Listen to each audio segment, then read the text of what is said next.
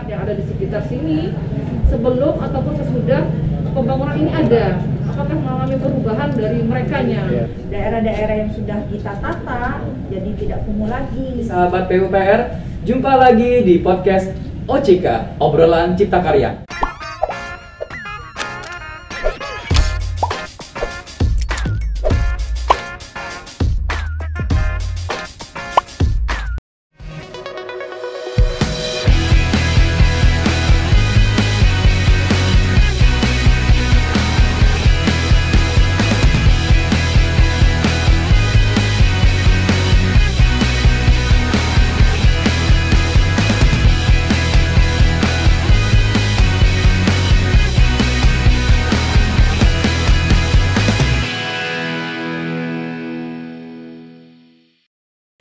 Assalamualaikum warahmatullahi wabarakatuh. Selamat pagi sahabat PUPR.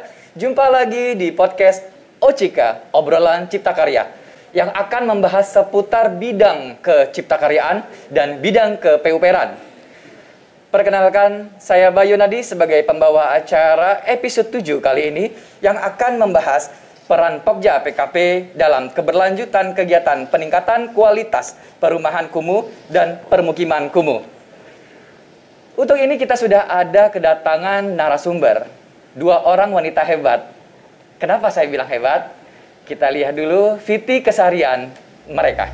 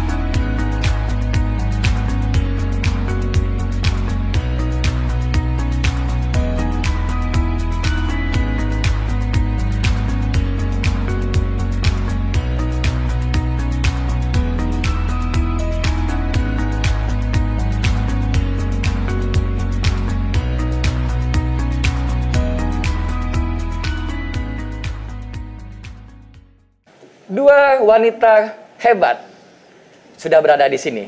Siapa mereka? Yang pertama, Ibu Rismi Wiramadona, SSTP, MSI. Ya, Assalamualaikum warahmatullahi wabarakatuh. Iya, Ibu selamat pagi. Pagi. Kelahiran Tanjung Labu, 24 Maret 1983. Saat ini beliau menjabat Kepala Dinas Perumahan, Kawasan Permukiman, dan Pertanahan Kabupaten Bangka. Dan wanita hebat satunya adalah Ibu Elvi. Selamat pagi Ibu Elvi SD. Pagi Pak Bayu. Iya. Beliau lahir di Sungai Liat 1 Agustus 1977. Saat ini beliau menjabat sebagai Kabid Pengembangan Kawasan Permukiman Kabupaten Bangka. Baik, mungkin kita sebelum membahas mengenai kegiatan nelayan 1, kita akan mengetahui dulu sama Bu Risma sama Bu Elvi ini. Kira-kira berapa lama Bu bergabung di Pokja PKP itu? Bu, ya? Kalau sudah berapa lama bergabung, ya itu memang dilihat daripada SK pembentukannya di kita itu memang sejak 2017 itu sudah dibentuk. Walaupun sudah mengalami revisi ya beberapa kali. Dan terakhir itu di tahun 2021 dengan leadingnya sebagai ketua itu adalah di Bapeda, Badan Perencanaan Daerah Kabupaten Bangka. Dan kami Dinas Perkim sebagai sekretaris. Dan di dalamnya itu ada terdapat dinas-dinas ya OPD yang berkaitan dengan pengembangan kawasan permukiman ini. Di situ ada peran lingkungan hidup, dinas lingkungan hidup, ada dinas PUPR, kemudian Bapeda dan dinas kesehatan. Dari 4 dinas inilah yang sebenarnya menjadi kunci dalam upaya kita untuk meningkatkan ya kualitas permukiman kumuh di masyarakat, karena kan indikator kekumuhan itu tidak bisa dituntaskan oleh Dinas Perkim sendiri. Itu Pak Bayu ya. Iya, betul. Nah, kalau Bu Elvi sendiri mungkin apakah sama bergabung sama Bu Rismi atau seperti apa nih tahun ini? Iya, kalau untuk Pokja PKP itu sebenarnya mungkin saya lebih dulu bergabung ya. Karena saya pernah diamanahkan menjadi Kepala Bidang Sarana dan Prasarana di Bapeda Kabupaten Bangka.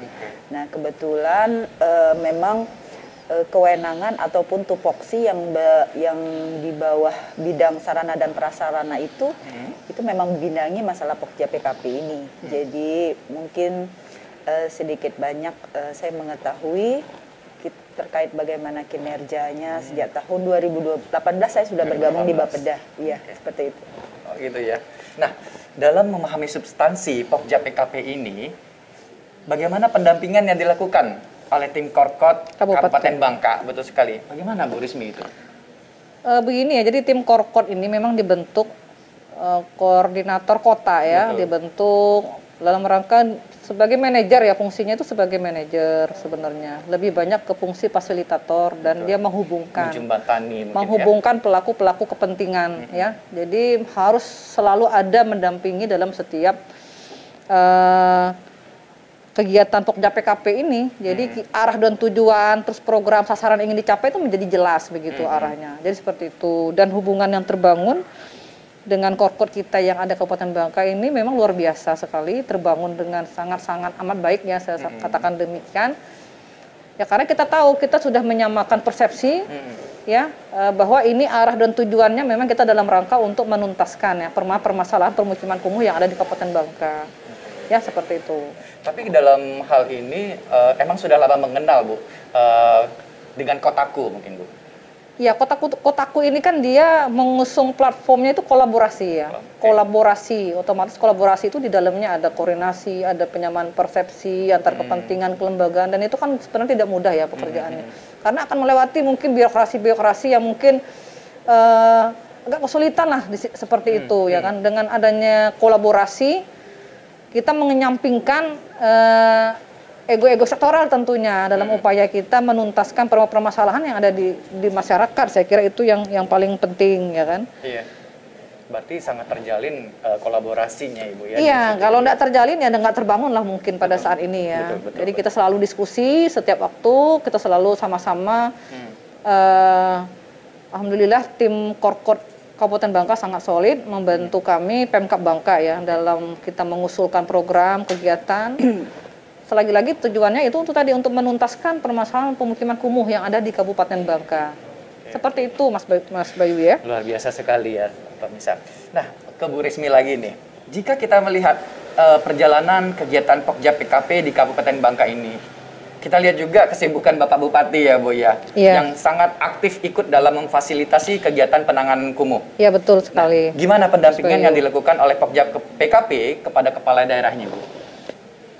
Kami apresiasi juga dari Pak Bupati, beliau adalah sangat berkomitmen tinggi ya untuk berkaitan dengan kegiatan penanganan kumuh. Itu dapat dilihat beliau juga telah menghibahkan tanah ya, sebidang tanah di Nelayan 1 dalam rangka pembangunan, Nelayan 2 ya, dalam rangka pembangunan TPS 3R. Itu salah satu bentuk komitmen beliau agar permasalahan kekumuhan yang ada di Nelayan 1 maupun Nelayan 2 ini tertangani seperti itu ya. Saya kira tidak banyak lah yang figur seperti beliau istilahnya. Dan ketika kami memberikan masukan dan saran berkaitan dengan kegiatan untuk masyarakat ini, beliau sangat tinggi sekali ininya, apresiasi itu dapat dilihat dengan beliau turun langsung memimpin gotong royong secara massal di Nelayan 1, Nelayan 2, ya selalu memonitor kegiatan kita yang ada di sini, dan selalu menghadiri kegiatan yang ada di skala kawasan ini, langsung beliau yang menghadiri seperti itu. Langsung turun. Iya, seperti itu. Jadi saya harapkan dengan pemimpin kita yang sudah demikian, masyarakatnya juga mampu merubah. Yang paling penting adalah perilaku hidup bersih dan sehat PHBS-nya. Betul. Karena itu adalah kunci agar kekumuhan ini menjadi tuntas. Betul, ya Mas Bayu ya. Betul. Iya. Jadi harus diawali dari kepala daerahnya yang sangat berkompeten, berkomitmen, iya, berkomitmen. Jadi dari ke bawahnya juga harus mengikuti beliau, mengikuti seperti itu. Ya, khususnya di Nelayan 1, Nelayan 2 ini Bu ya. Karena kan kita bangun ini kan untuk masyarakat, yang merasakannya juga masyarakat. Jadi masyarakat lah yang mau menjaga, ya kan. Kemudian perilaku selama ini yang mungkin jauh dari kehidupan yang ini, yang layak, saya kira ditinggalkan. Pelan-pelan jadi kita bisa, masyarakat kita itu jadi sejahtera seperti itu ya. Nah, mungkin kita langsung ke Bu Elvi. Bila dikaitkan dengan penanganan kumuh yang ada di kawasan nelayan ini khususnya, Apa saja Bu yang telah dilakukan oleh Pokja PKP di Kabupaten Bangka? Ya, sebenarnya untuk kegiatan dari Pokja PKP itu ada 3 tahapan yang dilakukannya. Yang pertama mulai dari perencanaan, kemudian pelaksanaan, dan yang terakhir adalah monitoring dan evaluasi. Nah, terkait perencanaan itu ada beberapa kegiatan yang rutin kami laksanakan. Yang pertama adalah melaksanakan persiapan dalam hal untuk perencanaan penganggaran ya, kegiatan seperti itu. Nah, khusus untuk nelayan 1 ini, yang pertama adalah pada tahun 2017 kita sudah mempunyai Perda Kumuh ya, Perda Peraturan Daerah Kabupaten Bangka terkait kumuh itu sudah dilegalisasi pada tahun 2016 ya. Kemudian kita juga sudah mempunyai SK Kumuh yang saat ini yang berlaku itu di tahun 2021, di mana SK Kumuh itu sudah mengalami 4 kali perubahan ya, sehingga saat ini untuk luasan kumuh di Kabupaten Bangka itu seluas 49,36. Kemudian dalam hal untuk perencanaan di nelayan 1 ini juga kita menyusun dokumen lingkungan. Ya, dokumen lingkungan, kita melakukan penyusunan master plan, DED, kemudian dokumen larap, ya itu. Kemudian selain itu Pokja juga melaksanakan kegiatan dalam hal untuk persiapan pembebasan lahan, karena ada beberapa lahan dari masyarakat juga yang terkena dampak ya di sini, sehingga kita Pokja PKP merencanakan dalam hal terkait penganggaran dan juga kita melakukan sosialisasi juga dengan melibatkan aparatur yang paling bawah, kelurahan, kecamatan maupun sampai ke RT-RT yang ada di nelayan 1. Kita ajak terutama untuk masyarakat yang terkena dampak atau WTP-nya itu melakukan sosialisasi. Kurang lebih 4 kali sosialisasi kita waktu melaksanakan kegiatan peningkatan kualitas kumuh yang ada di nelayan 1 ya. Kemudian kita juga sudah mempunyai dokumen RP2 KPKP pada saat itu, dan tahun 2021 ini kita sudah menyelesaikan dokumen RP2 KPKPK ya itu. Jadi terkait hal ini untuk perencanaan itu kami sangat concern dalam hal itu. Nah, setelah kita lakukan perencanaan tersebut, kita lakukan pelaksanaan ya. Pelaksanaan ini banyak hal yang kami lakukan secara rutin dalam setiap tahun, yaitu yang pertama kami melaksanakan sosialisasi. Sosialisasi ini kami laksanakan itu kepada wilayah-wilayah memang yang menjadi ketetapan kumuh ya lokasinya. Kemudian kami juga melakukan kegiatan sosialisasi atau penyadaran publik ke wilayah-wilayah yang dimana akan kita anggap nanti akan tumbuh sebagai permukiman kumuh baru, khawatirnya seperti itu. Jadi kita lakukan penyadaran publik terhadap tumbuh dan berkembangnya kepada wilayah lokasi-lokasi yang kita anggap nanti akan kumuh, makanya kita lakukan penyadaran publik. Dan 2 tahun berturut-turut sudah kita laksanakan penyadaran terkait lokasi-lokasi yang di luar kumuh. Kemudian kita juga di Dinas Dinpar KPP ini kita sudah 3 tahun juga berturut-turut melaksanakan kegiatan pembersihan dan pemeliharaan saluran drainase atau saluran permukiman ya. Kemudian kita melakukan di Dinpar KPP juga ada kegiatan pembangunan RLH ya, RTLH, rumah tidak layak huni. Kemudian bersama koordinasi dengan kawan-kawan Pokja di Dinas PUPR dan juga di Perkin, kita melakukan pembangunan jamban, drainase lingkungan, kemudian drainase primer. Kemudian kawan-kawan di DLH menganggarkan untuk kegiatan pengadaan angkutan persampahan, dan alhamdulillah pada tahun 2021 ini kita dapat 9 unit dan dari dana DAK ya, dari dana DAK untuk terkait pelayanan untuk persampahan. Kemudian kita juga ada pemasangan instalasi air di sini kemarin ya, kemudian pemasangan instalasi untuk air bersihnya juga alhamdulillah sekarang sudah tertangani. Jadi di mana rumah-rumah yang dulunya ada di sekitar sini tidak bisa terlayani oleh air PDAM ya, PDAM lalu PDAM sekarang sudah tersalurkan. Bahkan waktu kami mulai memasang instalasi air, alhamdulillah besoknya sudah ada 40 pelanggan. Calon pelanggan ke PDAM untuk bisa memasang. Oh gitu. Iya, untuk pemasangan air bersih ya. Nah, seperti itu. Kemudian yang terakhir yang kita lakukan dalam hal untuk penataan kawasan nelayan 1 ini kemarin kita melakukan pengecatan walaupun ini masih bertahap ya, karena kemudian kita melakukan penimbunan terkait dengan wilayah-wilayah yang kemarin tergenang oleh air. Nah itu, dan kita merangkul ini semua kegiatannya merangkul masyarakat di sini. Ada Karang Taruna, ada kepala lingkungan, ada RT 1 sampai RT 4, kemudian pihak dari kelurahan, kecamatan semua kita libatkan di sini dalam hal untuk kolaborasi yang disampaikan oleh Ibu Wira tadi. Mungkin itu yang kami laksanakan. Terakhir kita melakukan monitoring evaluasi. Jadi kami juga Pokja secara rutin 3 bulan sekali kita melaksanakan monitoring ke wilayah-wilayah Kengkumuh, kemudian untuk yang BPM Kotaku juga yang melalui PPMK Livelihood juga kita laksanakan monitoring sejauh mana pelaksanaan dari kegiatan yang sudah dilaksanakan, sedang dilaksanakan, jadi kita lakukan evaluasi. Nah itu mungkin yang dilakukan Pokja terkait dengan ini. Oke. Tadi saya dengar itu kan terkait sama dari warga di sini sudah ada yang pasang PDAM segala macam.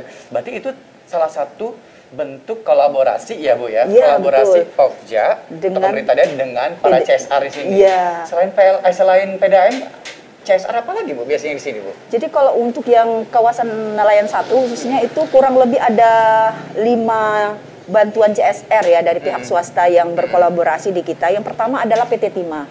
PT Timah sudah melakukan melaksanakan bantuan CSR-nya berupa pengadaan bibit ya untuk median-median jalan, untuk taman. Kemudian yang terakhir ini di rumah produksi. Ya, jadi rumah produksi ini dibangun melalui BPM Kotaku Livelihood. Dan alhamdulillah sudah terbantukan juga melalui PT Timah ya. Jadi kami sudah membeli segala perlengkapan dan peralatan terkait dengan kegiatan yang ada di rumah produksi. Selain PT Timah, kita juga ada PT PLN Persero. Nah, PT PLN Persero ini sudah membantu kita di nelayan 1 ini, yaitu di rumah baca ya, di rumah baca. Jadi mereka menyediakan semua perlengkapan peralatan yang di rumah baca, dari mulai buku, kemudian rak-rak buku ya, kemudian meja-meja ya, kemudian aksesoris lainnya yang semua lengkap difasilitasi oleh PLN. Pokoknya sesuai dengan kebutuhan. Iya betul, yang sekarang sudah termanfaatkan oleh terutama masyarakat di sini, dan terutama untuk anak-anak di sini mereka menganjurkan untuk dilakukan di situ TPA. Jadi Senin sampai Kamis anak-anak melakukan TPA, kurang lebih ada 4 ustazah yang mengajar di situ, dan alhamdulillah informasi terakhir yang saya dapatkan kurang lebih 50 anak sekarang sudah belajar di rumah baca itu di TPA-nya ya. Itu. Kemudian PLN juga membantu kita dalam hal kolaborasi di rumah produksi juga. Jadi sesuai dengan kewenangan dan tupoksi mereka di bidang kelistrikan. Jadi semua peralatan listrik ya yang ada di rumah baca itu dibantu oleh PLN, dari mulai tungku kompor listrik ya. Kompor listrik, kemudian showcase, freezer, kemudian kipas angin, microwave ya untuk oven manggang kemplang ya, kemplang iya, kembang kemplang atau kerupuk kalau kita kenal di sini. Jadi semua peralatan listrik dibantu oleh PLN. Kemudian kita juga ada kolaborasi dari Bank Sumsel juga membantu di rumah produksi. Kemudian yang terakhir adalah Polman Timah ya, sebagai kolaborasi dari akademisi akademis ya, hasil penelitian mereka membantu kita dalam hal pengadaan alat mesin giling ikan ya, untuk membantu KSM ini dalam hal untuk membantu kelancaran kegiatan mereka di rumah produksi olahan ikan. Itu mungkin CSR yang ada. Tadi saya juga sering dengar kolaborasi ya Bu ya, rumah produksi. Rumah produksi itu apa aja Bu? Apakah ini salah satu atau beberapa bentuk dari rumah produksi ya Bu ya? Di sini ada ampiang, produknya produk-produknya ya, betul sekali. Betul sekali Pak Bayu. Jadi di rumah produksi ini kita alhamdulillah sudah menghasilkan beberapa produk ya. Yang pertama adalah produk ikan asin ya, produk ikan asin. Kemudian kita ada keripik cumi ya, keripik cumi. Kemudian ada ampiang. Kemudian di sana juga ada getas ya. Kalau dikenal kita di Bangka ini adalah kretek. Iya. Kretek, betul. Ya, jadi berbagai olahan ikan kita tampilkan di sini diolah oleh KSM di sini. Di sini ada kurang lebih ada 4 KSM di sini, di mana KSM itu terdiri dari ibu-ibu yang di sini, bahkan ada bapak-bapak juga. Iya, ada bapak-bapak juga yang mereka semula adalah pelaku-pelaku usaha ya rumah tangga. Kemudian kita rangkul melalui wadah rumah produksi olahan ikan ini. Kemudian mereka bergabung di sini dan satu KSM itu kurang lebih 3 sampai 4 orang ibu-ibu. Jadi mereka secara bergantian bershift di sini melakukan kegiatan di sini. Jadi ada jadwalnya tersendiri. Kemudian untuk biaya operasional juga mereka sendiri. Jadi kita hanya memfasilitasi terkait dengan perlengkapan dan peralatan saja. Dan pembinaan mungkin ya, pembinaan dengan kita merangkul kawan-kawan di Dinas Perikanan, kemudian kawan-kawan di Disperindak, kawan-kawan di Dinkes dalam hal untuk kehalalan dari produk-produk ini. Nah, itu kita rangkul mereka dalam hal untuk pembinaan dan pemberdayaan masyarakat yang ada di rumah produksi. Gitu, luar biasa, sangat luar biasa sekali ya Bu ya. Jadi antara kerjasama dari pihak-pihak luar, baik itu dari Pemda, pihak luar, CSR, sehingga terbentuklah rumah produksi yang menghasilkan makanan-makanan khas kuliner ya, kuliner Bangka ini sendiri. Iya, memanfaatkan bahan olahan ikan. Bahan olahan ikan. Iya. Betul, betul. Jadi sumber. Iya. Nah, mungkin selain itu kita punya ada kegiatan-kegiatan infrastruktur ya Bu ya, baik itu di skala lingkungan atau skala kawasan. Kalau skala lingkungan itu kegiatannya apa aja ya Bu, skala lingkungan itu? Iya. Khususnya di Nelayan 1 ini ya. Iya. Kalau di lingkungan, kalau untuk skala lingkungan adalah pembangunan jalan lingkungan ya, jalan lingkungan. Kemudian kalau misal untuk di Nelayan 2 kita juga membangun taman nelayan, jalan lingkungan juga terbangun. Jadi kita tata. Jadi tata karena memang diketahui sebagai informasi bahwasanya untuk lingkungan nelayan 1 dan 2 ini kalau kita lihat dari pola ruang di dalam RDTR kawasan Sungai Liat merupakan zona perumahan kepadatan yang sangat tinggi. Jadi terkait dengan akses jalan, kemudian akses sanitasi, kemudian penyediaan air bersih, kemudian persampahan, proteksi kebakaran, ya, kemudian pengelolaan air limbah. Nah itu harus menjadi hal yang harus kita pikirkan bersama karena mereka perumahan yang sangat padat sehingga tidak biasa kalau misal di desa-desa mungkin biasanya perumahan atau permukimannya hanya satu jalur jalan. Kalau di sini rapat. Rapat. Jadi dengan adanya kita kelola, kita tata, kemudian gang-gang itu yang semula merupakan gang sempit, kemudian tanah puru, kita bangun jalan lingkungan melalui skala lingkungan tadi, dibantu oleh kawan-kawan korpot dengan mereka melaksanakan persuasif ke lapangan, kemudian kami juga ikut survei seperti itu, kemudian dibantu kawan-kawan juga dalam penganggarannya, alhamdulillah itu tertangani untuk yang di skala lingkungan. Kalau untuk yang skala kawasan itu beda lagi. Beda lagi ya. Iya. Iya. Tapi kegiatan untuk skala kawasan sendiri apa aja mungkin yang ada di sini ya kali ya? Alhamdulillah skala kawasan ini kan merupakan lokasi yang merupakan kewenangan dari pemerintah pusat ya, karena berada di atas 15 hektar ya. Jadi alhamdulillah kami sangat terbantukan dan apresiasi kepada pemerintah pusat melalui Kementerian PUPR ya, yang kemarin dilaksanakan oleh Satker Pelaksanaan Prasarana Permukiman melalui BPPW Provinsi Bangka Belitung, dan alhamdulillah pada Maret 2021 itu terselesaikan beberapa infrastruktur yang sudah dibangun. Yang pertama adalah gapura. Ya, jadi kita tadi masuk, itu ada gapura yang berwarna hijau dan bertuliskan Kampung Nata. Ya, semulanya Kampung Nata ini kalau kita bahasa Bangkanya itu adalah Nata itu kan jalan-jalan ya. Jadi itu bahasa kita dari yang di Bangka. Namun dalam konsep kita master plan sebenarnya Nata itu sendiri ada artinya loh. Itu? Nyaman, aman, tertib, asri dan kreatif. Oh, gitu. Iya, jadi ada nyambung. ada artinya juga iya, ya. nyambung. Betul. Jadi mudah-mudahan ini bisa memberikan kreativitas masyarakat utama di Nelayan 1 untuk lebih maju lagi. Ada keberlanjutan terkait infrastruktur di skala kawasan ini sehingga nanti mereka bisa mandiri, itu harapan kita. Kemudian selain gapura kita terlihat di sana ada pergola ya, pergola. Kemudian kita ada plaza ini sebagai ruang terbuka publik masyarakat yang alhamdulillah belum selesai saja sudah digunakan oleh ibu-ibu di sini untuk senam, aktivitas, sekedar untuk selfie ya, anak-anak bermain bola dan lain sebagainya.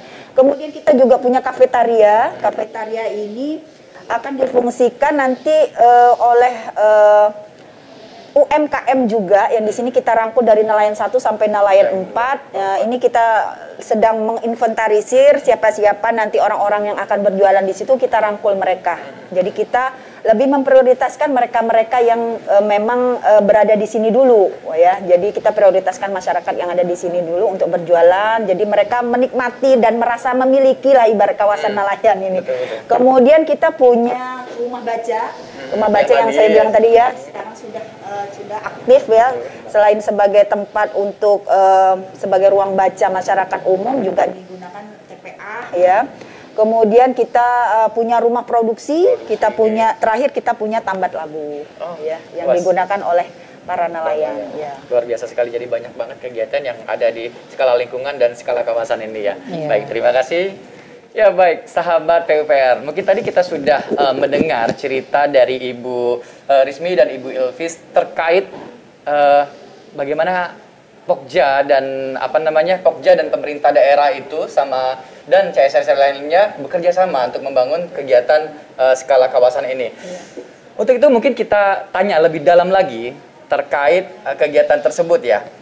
Nah, kegiatan yang terbangun ini bagaimana pemerintah Kabupaten Bangka dalam proses pemeliharaan dan pemanfaatannya? Mungkin Ibu Rismi bisa menjawab. Ya baik, mungkin saya sedikit ya menceritakan bagaimana proses pemeliharaan dan pemanfaatan aset yang sudah terbangun oleh Kementerian PUPR melalui Dirjen CK, bahwa kegiatan peresmian dan serah terima aset skala kawasan Kampung Nata ini sudah diserah terimakan pada bulan April 2021 dan kita juga sudah melakukan peresmian pada waktu itu dengan mengundang pihak-pihak yang terkait ya tentunya. Dan setelah peresmian juga dilakukan serah terima pengelolaan sementara aset ya. Karena dari Kementerian PUPR sebelum melakukan serah terima pengelolaan aset menyampaikan kepada kita Pemda agar siap membentuk pengelola aset dan kita membentuk KSM. Karena apa? KSM ini adalah kelompok swadaya masyarakat. Jadi kita dalam upaya untuk pemeliharaan ini kan dalam upaya bagaimana aset ini menjaga kualitasnya dan pemanfaatannya sesuai dengan fungsinya. Jadi kita untuk agar masyarakat ini ada rasa memiliki dan tanggung jawab, kita bentuk dalam bentuk KSM. KSM ini adalah kelompok swadaya masyarakat di mana isinya adalah masyarakat yang ada di sini. Yang kita bentuk melalui koordinator untuk melakukan pemeliharaan dan pemanfaatan aset. Jadi di situ ada koordinator untuk plazanya, untuk pemeliharaan plaza, kemudian ada koordinator untuk pemanfaatan rumah baca, untuk tempat parkirnya, kemudian di sini juga rumah produksinya. Jadi masing-masing bertanggung jawab. Mereka bertugas dan dalam kelompok itu ada beberapa masyarakat yang ikut serta. Jadi dari mereka untuk mereka, karena kalau kita hanya sebatas melakukan pembinaan ya, pengawasan, jangan sampai pemanfaatan daripada ini tidak berfungsi sebagaimana mestinya. Iya. Betul. Karena yang diharapkan oleh pemerintah pusat dalam hal ini Kementerian PUPR ya bagaimana keberlanjutan pemeliharaan ini yang paling penting sebenarnya. Karena kalau kita membangun saya kira mudah ya. Kalau membangun kita mengusulkan ada dananya terbangun, tetapi untuk pemanfaatannya sejauh mana itu komitmen kita yang harus tinggi saya kira ya, bersama-sama melalui Pokja PKP juga kita selalu menyampaikan, mensosialisasikan, memberikan pengetahuan, pembinaan oleh masing-masing jenis pembangunannya, baik rumah baca, kita ikut sertakan dinas pendidikan di situ, perpustakaan di situ untuk membina pengurusnya. Beberapa produksi kita melibatkan juga dinas Perindak, penanaman modal untuk melakukan pembinaan kepada pelaku UMKM-nya seperti itu. Kemudian masyarakat nelayan juga melalui dinas yang terkait. Dan untuk pemeliharaan infrastruktur kita juga kadang-kadang minta bantu dengan PUPR ya untuk membantu misalnya menangani genangan air, kemudian saluran yang mungkin ada mengalami kerusakan seperti itu ditangani oleh PUPR. Jadi kita harus kolaborasi. Kemudian untuk penanganan persampahan kita melibatkan kawan-kawan di Dinas Lingkungan Hidup. Ya seperti itu yang namanya Pokja PKP memang dia pelaksana daripada program-program yang telah terbangun. Nah, seperti itu ya pada saat ini. Oke. Dan pastinya itu ada pemeliharaan jangka panjang. Iya. Oke. Baik, mungkin kita langsung ke Bu Elvi ini, Bu Elvi. Iya. Nah, sebagai bentuk kegiatan yang harus terkoneksi, ada juga yang rencana terkait pengembangan di nelayan 2 ya Bu ya. Betul. Detailnya seperti apa Bu untuk rencana itu Bu? Iya. Jadi kami sebelum ada ada titik terang bahwasanya kami dapat insya Allah ini ya untuk yang di lingkungan nelayan 2 itu sebenarnya memang sudah kami anggarkan terkait perencanaan untuk di lingkungan nelayan 2 atau segmen 2 kegiatan peningkatan kualitas permukiman kumuh ini. Jadi kami sudah menganggarkan waktu itu kegiatan untuk penyusunan master plan DED ya waktu itu. Jadi untuk memperkuat maksudnya itu konsep master plan untuk yang di nelayan 1 secara keseluruhan ya itu. Dan pada saat penyusunan master plan itu kami libatkan masyarakat yang ada di sini. Jadi kami melakukan FGD waktu itu tepat di aulanya lingkungan nelayan 2 kami libatkan masyarakat nelayan 2, tokoh masyarakatnya dari Kaling, RT, kelurahan itu kami libatkan di dalam FGD itu dan alhamdulillah merespon mereka baik. Ya, artinya begini, pada saat kami mensosialisasikan, minta masukan dan saran dan pendapat mereka tidak banyak yang mereka usulkan itu. Jadi satu kata-kata mereka yang ingin mereka keluarkan pada saat itu, Bu, kami hanya pengen seperti lingkungan nelayan 1. Iya, itu saja. Jadi karena lingkungan nelayan 1 ini kan alhamdulillah sudah tertata dengan baik. Di sini ada plazanya, tambat labuhnya sebagai daerah yang mereka memang di situ kan karena di sini kan mayoritas adalah mata pencahariannya ada nelayan. Dan alhamdulillah ini menjadi pilot project ibaratnya dari mereka karena kalau di nelayan ini kalau belum ada contoh mereka berat untuk meyakinkan mereka. Nah, pada saat segmen 1 ini sudah terbangun dan itu yang mereka maunya. Kami pengen seperti nelayan 1. Gandeng-gandengku ya. Iya, nah itu. Nah, dalam hal untuk perencanaan di nelayan 2 ini kami sudah melengkapi seluruh RC-nya. Jadi dari mulai master plan, DED, dokumen larap, RP2 KPKPK, ya kemudian dokumen lingkungannya. Seperti yang disampaikan Ibu Wira tadi, ada beberapa lahan juga yang dihibahkan oleh masyarakat, termasuk peran serta dari Pak Bupati kita, ya menghibahkan lahan beliau kurang lebih 274 meter persegi untuk pembangunan TPS 3R dalam hal untuk penanganan kita masalah persampahan ya. Kemudian ada juga hibah dari masyarakat Pak Haji Dolar itu kurang lebih hampir 2000 meter persegi untuk peningkatan untuk pembangunan jalan inspeksi juga. Itu salah satu jalan koneksi juga antara nelayan 1 dengan nelayan 2 yang tepatnya berada di belakang Rusunawa. Dan dalam hal itu kami Pokja PKP perannya melakukan survei, sosialisasi kepada WTP, ya banyak hal yang kami laksanakan. Dan terakhir itu kami rapat persiapan untuk relokasi dan pembongkaran. Kami dalam hal untuk pelaksanaan untuk segmen 2 ini tentunya ada banyak hal persiapan yang kita laksanakan. Di antaranya kami dari Pekja PKP sudah membentuk tim relokasi dan pembongkaran ya untuk kegiatan peningkatan kualitas permukiman kumuh.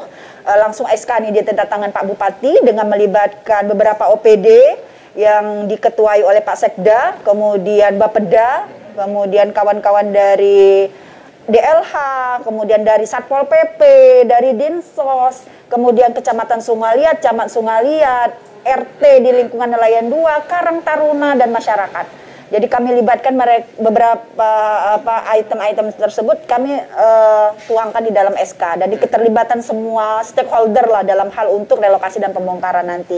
Dan insya Allah besok tanggal 3 Desember ini kami akan melaksanakan sosialisasi akhir kepada WTP dan kepada nelayan. Karena di segmen 2 ini kan kita melibat juga nelayan-nelayan kan, karena aktivitas mereka yang berada di tepi-tepi air itu sehingga kami perlu mengarahkan dan meminta pendapat, masukan dan saran kemana untuk relokasi sementara seperti apa nantinya ke arah mana ya untuk perahunya maksud saya seperti itu. Jadi perlu kita sosialisasikan supaya untuk menghindari konflik nanti ke depannya. Nah, itu peran Pokja PKP semua itu. Alhamdulillah sangat-sangat terbantukan oleh kawan-kawan semua stakeholder, semua OPD yang ada yang masuk di dalam tim relokasi. Dan mungkin itu. Iya. Luar biasa sekali. Nah, mungkin kita kembali ke Bu Rismi nih, Bu. Iya. Saya dengar-dengar nih, Bu, kegiatan nelayan 1 ini menjadi salah satu best practice Indonesia. Luar biasa, Bu. Di antara 12 ya? 12 ya, atau 12 ya. Iya, ya, itu dengan sumber pendanaan SDB. Betul sekali. Nah, Kira-kira Bu, kunci suksesnya Ibu selaku nahkoda Pemda itu gimana Bu? Kunci suksesnya ini mungkin bisa berbagi-bagi ya sama pemirsa.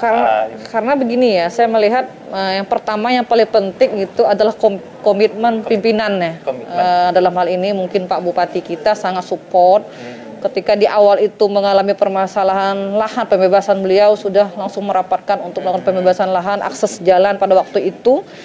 Jadi komitmen pimpinan dalam hari ini Bupati sangat menjadi yang paling utama ya, saya kira ya, bahwa kita sebagai pelaksana dinas secara OPD yang berkaitan dengan PKP ini, ya kita memotori ya, karena memang semangatnya beliau juga sudah sangat tinggi. Tentunya kita harus tanggap ini sebagai OPD ya kan, seperti itu.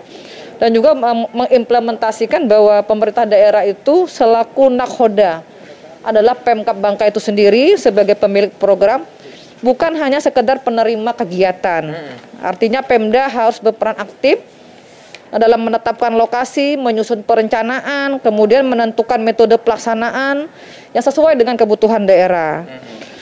Selain itu juga persoalan APBD, saya kira anggaran itu di mana-mana ya, dengan pandemi COVID yang lagi mewabah di Indonesia pada saat ini, saya kira terjadi refocusing atau penyesuaian anggaran lah. Kita juga mengalami beberapa kali penyesuaian anggaran. Saya kira di mana-mana juga sama ya permasalahan anggaran ini, tetapi semangatnya tetap Harus ada. program-program yang sudah ada tetap kita harus jalankan walaupun keterbatasan anggaran yang ada.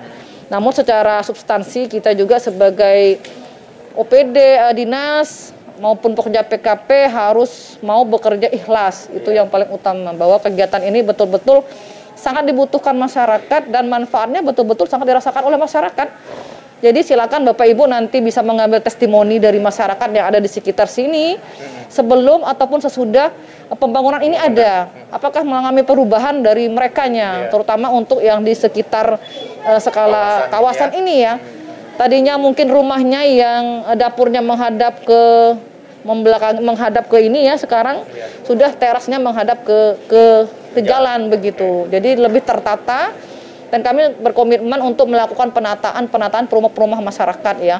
Tidak hanya sekadar kita bangun di sini, tetapi untuk rumah-rumah masyarakat juga kita lakukan penataan. Makanya juga ada intervensi dari Satker Perumahan.